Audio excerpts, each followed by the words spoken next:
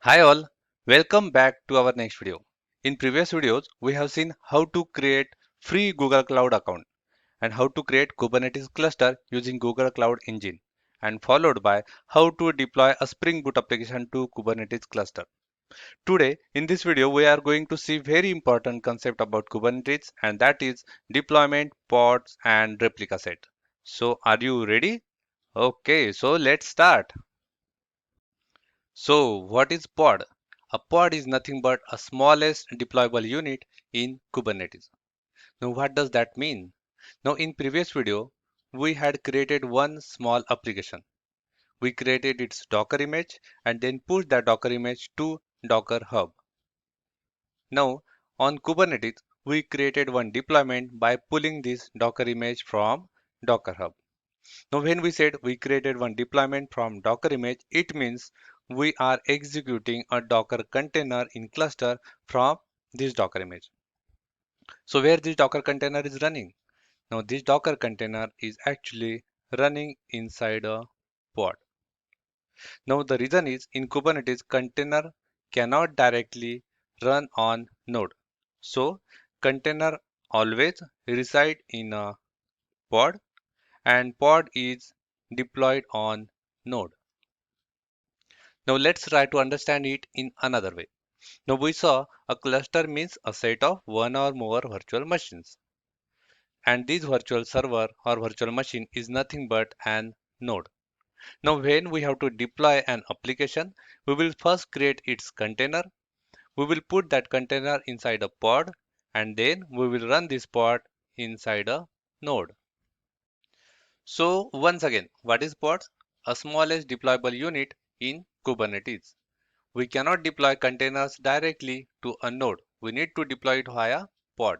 A pod can contain multiple containers and containers can be of different type. It means it is not necessary that this container is always of Docker type. It can be of another type as well. Each pod has unique IP address. It means pod 1 and pod 2 will have their own IP address so that we can identify them uniquely. Now within the pod, containers share resources such as common networking and storage resources from host node. In this case, one node contains one or more pod, means each pod gets some allocated resources from this node. Now one or more containers reside in a pod, but these containers do not have their own separate resources, but they will share the resources allocated to the pod. In this case, pod 1 and pod 2 both are running on the same node, but it does not mean these pods are belong to the same application. It is possible that pod 1 is from application 1 and pod 2 is from application 2. So let's try to verify what we are saying here. Let's open our Google Cloud account using cloud.google.com, press console.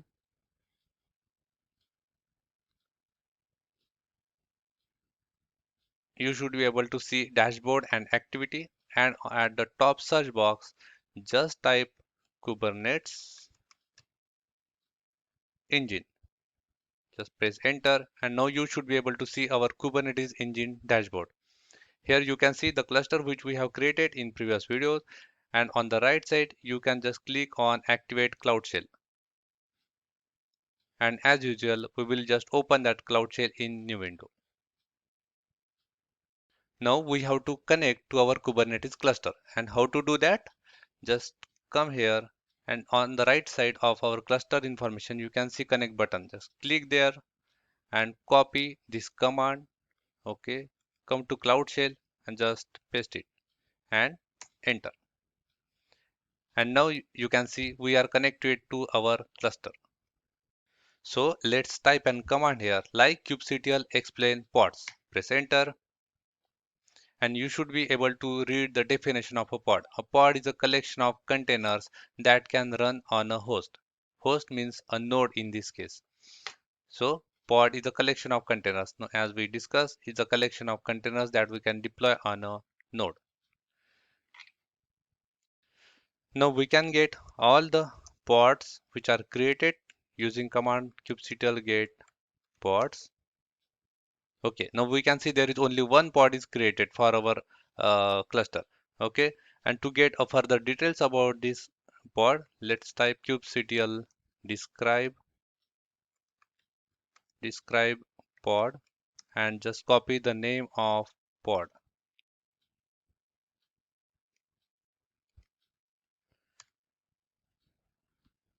And now you should be able to see the complete detail about that pod. Now you can see here, this is the namespace. We will discuss later what is namespace. This is the name of the pod. Then this is the node on which this pod exists. This is the label. Obviously, we will discuss this label later on. The replica set we are going to discuss now.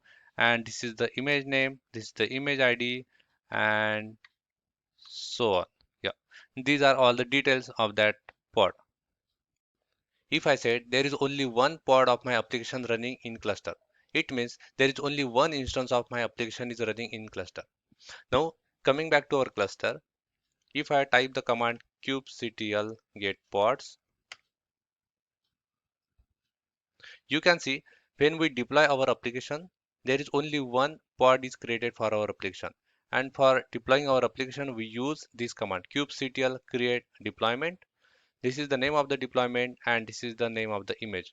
So we have not specified anywhere the number of pods we need. We have not specified anywhere the number of instances that we need, right? So if tomorrow the load on our application increase, we need to make sure that the number of instances should be increased so that we can balance that load, right? And that is where the replica set come into the picture. So what is replica set? A replica set who is responsible to make sure a specific number of pods running at all the times. Now coming back to our cluster, let's type a command kubectl get pods. Okay, now you can see here there is only one pod which is running. Now let's type a command kubectl get replica set. Sorry, spelling mistake. Kubectl get replica set. Yes. Now you can see here, this is the desired number of pods and this is the number of pods that are currently running. Now let's try to delete this pod. Kubectl delete pods and just add the name of the pod here. Paste and enter. Now we have deleted this pod and now you can see here the pod, this one is deleted.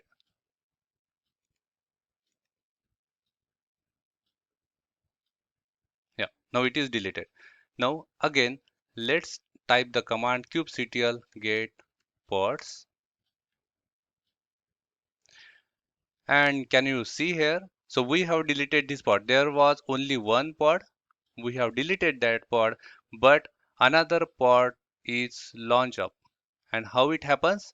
Now this is the responsibility of replica set. Now replica set make sure that there is one pod expected who should be always running, and so even when we have deleted that pod, another pod gets launched up. So replica set always keeps on monitoring the number of pods, and if there are lesser number of pods than expected, the replica set will immediately create it. Now in this case, it was expected to have one pod always running, and when that became zero, immediately replica set created one more. And this is how the replica set works. Now let's try to increase the number of expected running pods. And for that, we just have to write the command like kubectl scale deployment and just copy the name of the deployment. Yes, this is the name of the deployment and we are expecting now that there should be 3 pods always running. Just type enter and I miss the spelling here, deployment. Yes. Okay, and now let's see kubectl get pods. Let's see now how many pods are running. And you can see there are 3 pods are running now. And this is how the replica set works. If you again type the command like kubectl get replica set, then you can see here this is the desired number of pods and this is the current number of pods that are running. So that was all about the replica set. Then what is deployment? Now suppose we have deployed an application with version v1 on cluster, and now we need to upgrade this version to v2. We expect this upgradation should happen with a zero downtime. And to achieve that, deployment help us. Now deployment is one of the Kubernetes object who will help us to maintain a zero downtime while upgrading the version of your application. And how do we achieve it? Let's see it on cluster. Okay, then we will see what are the current number of pods that are running using command kubectl get pods. Fine. Then you can see there are three pods which are running. Now let's see kubectl get replica set. Now you can see here it is desired number is 3 and currently the number of pods running are 3. Now let's try to see it in more detail. Kubectl get replica set hyphen o wide. Okay, now as you can see here, there are three pods which are running and all three pods are belongs to the same image. You can see here, now this is the 1.0.1 version. And now we need to upgrade these pods to the new version of the application. Now let's see how to do that.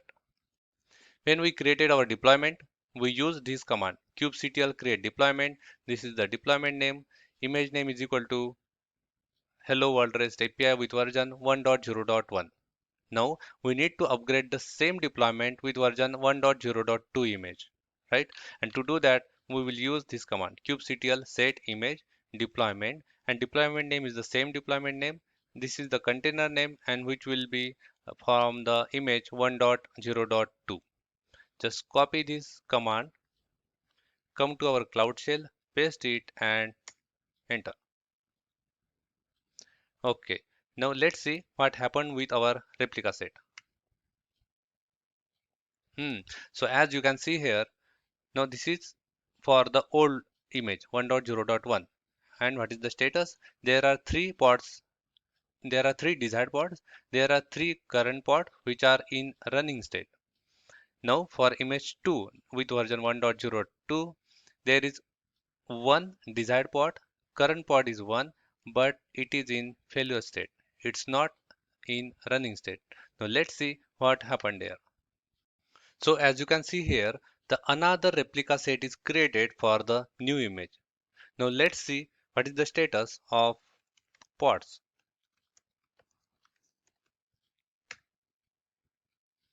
Yes, and see, there are three pods which are in running state and the four pod which was created, and it is giving some error like image pull backup, means it is not able to find that image, and that is why the last pod was failing. Meanwhile, what I did, I just created another version 1.0.2 from the same image and just push it to the Docker hub. Now let's see what happened on the cluster side. See, then I executed the same command once again. kubectl set image hello world REST API 1.0.2. Now this image is already available on the Docker hub, and this is the state of the kubectl pods after that. Now you can see now the newer pods are running and the older pods are terminating. Now again I will just see the status of the kubectl get pods, and now you can see all the new three pods are running with the newer image. Now let's confirm it by using the commands kubectl get replica set hyphen o wide. Now you can see here this is the another replica set which was created, the newer one for image 1.0.2, and now you can see there are three desired pods, three pods currently running state, and there is no any pod which is referring from the older image. And this is how the deployment works. This is how the upgradation of the deployment happens. Thanks for watching this video. Bye bye.